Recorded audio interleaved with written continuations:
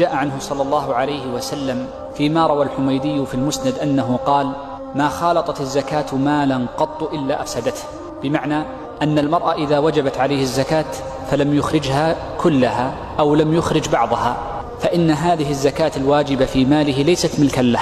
وإنما هي حق واجب عليه، فعدم إخراجه لزكاة ماله تكون مخالطة لماله فتفسد عليه ماله وتذهب عليه بركته. وفي المقابل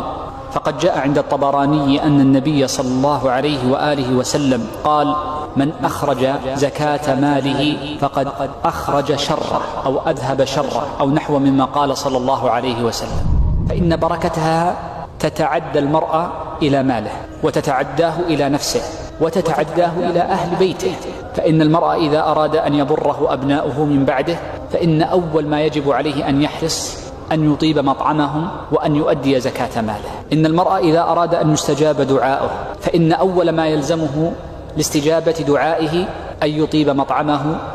وأن يخرج زكاة ماله.